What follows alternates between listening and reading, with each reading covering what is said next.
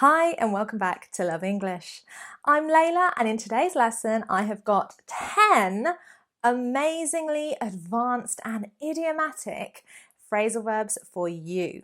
Yes, these are not your average phrasal verbs.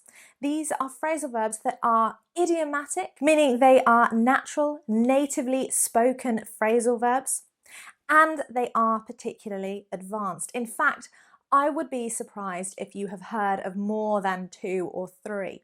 So do let me know if you've heard of most of these phrasal verbs. I will definitely be replying to your comment and congratulating you because these are advanced phrasal verbs. I'm going to keep saying it, advanced phrasal verbs.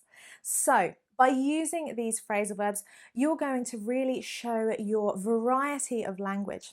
If you're in an IELTS exam or indeed any spoken exam, you should get some real brownie points, meaning extra marks, for using these natural phrasal verbs, using them in the correct context and of course relatively frequently. Using just one once isn't necessarily going to help you get a higher score in a speaking exam, but using them a number of times will. So I want you to have a go, comment below and see how many of these phrasal verbs you can use in one paragraph. It's a big challenge, but I think some of you are up to it. Now don't forget, phrasal verbs are of course more spoken English. They are colloquial, so you don't want to be using any of these phrasal verbs in academic essays or reports or formal emails. You want to be using these phrasal verbs in conversational English, in the English we speak daily. So let's not waste any more time. Let's get started and learn these amazingly advanced idiomatic expressions to help you sound more native.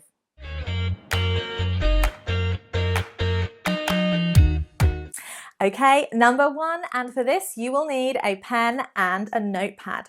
To jot down. Yes, that's right. To jot down is to take notes or a note of something very quickly. So for this lesson, you need a pen and paper to jot down these 10 amazingly advanced idiomatic expressions. Or you could even use it in this way. Sorry, what was your number? Let me just jot it down. So number 1 was easy and number 2 might sound a little bit more unusual. To harp on about, to harp on about something. Basically, this means to talk about or complain about repeatedly, over and over again. So it is quite negative. You wouldn't say this in a positive way. He is always harping on about Brexit. I know you want to go to Australia, but come on, don't keep harping on about it.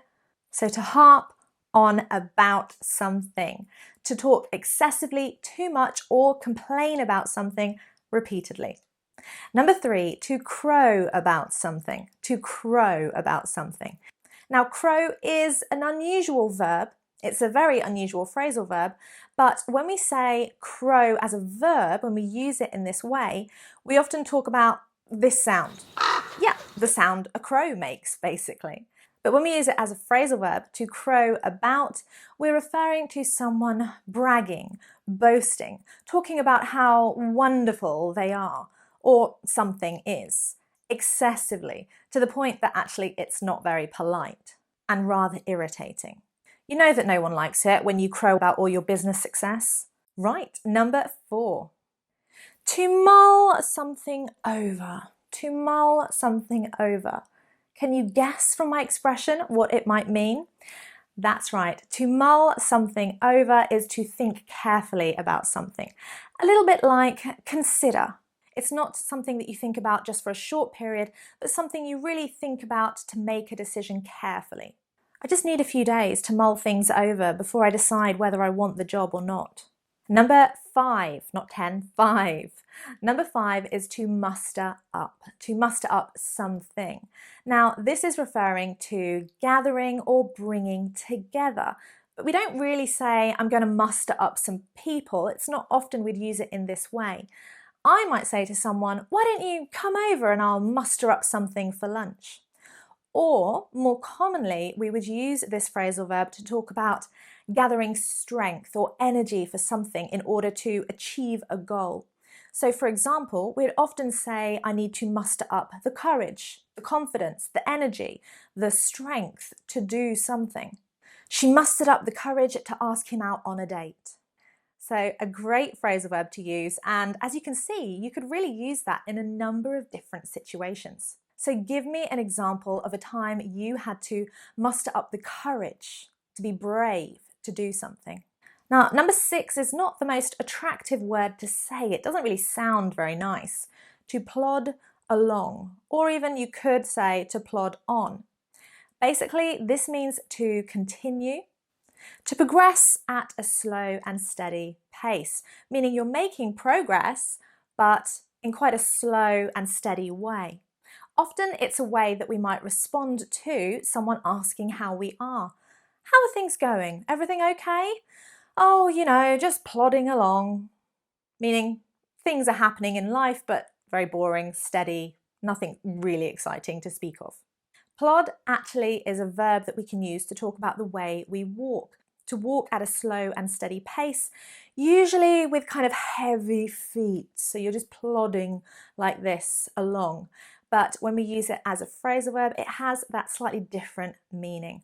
It's referring to making progress at a slow and steady pace. How are you getting on with that essay? Oh, just plodding along. Number 7, to bounce something off someone. And no, this is not literally referring to a ball and throwing it at someone and allowing it to bounce, to come back. But this is when you need to talk to somebody about a thought, an idea that you might have, and you want their feedback, you want their input. Can I give you a call later? I wanted to bounce a few ideas off you about the party. It's also a great phrasal verb to use in the office, in a business context. I've got a few suggestions I wanted to bounce off you and see what you thought. It's a phrasal verb that encourages discussion and collaboration, so it really is a wonderful phrasal verb to use in normal day-to-day English and business English. Number 8, to fawn over. To fawn over. And usually to fawn over someone. This is referring to being given or giving excessive compliments, flattery. To praise someone so much that actually maybe it's not very sincere or honest. So it's not the most positive phrasal verb to use. You're giving someone a compliment, a lot of compliments, in a way that perhaps is not genuine, not sincere, because you want something positive back. For example, in a posh restaurant, you might say, oh, I think the waiters are fawning over us again just to get an extra tip. Number 9. Now this is a phrasal verb you may have heard of. To face up to something. Now to face something means to confront. So she faced her fears.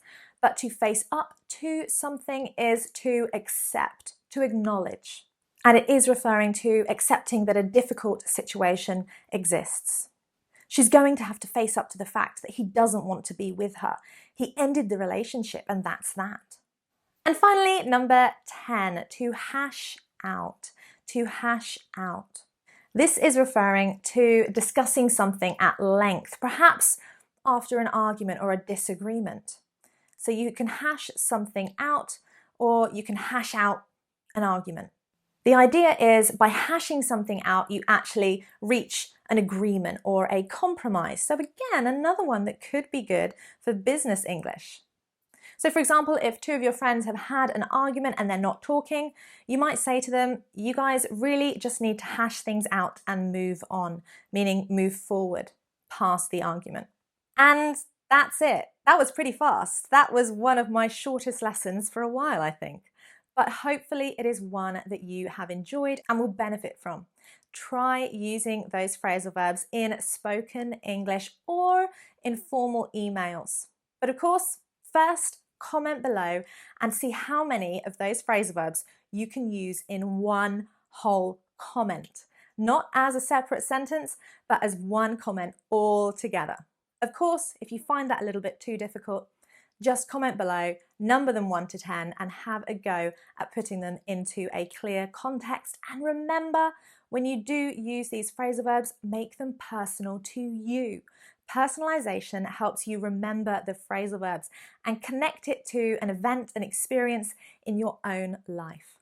So that's my top tip for learning phrasal verbs for today. In the meantime, keep studying, and don't forget we've got another lesson on phrasal verbs coming very soon. Take care. Bye.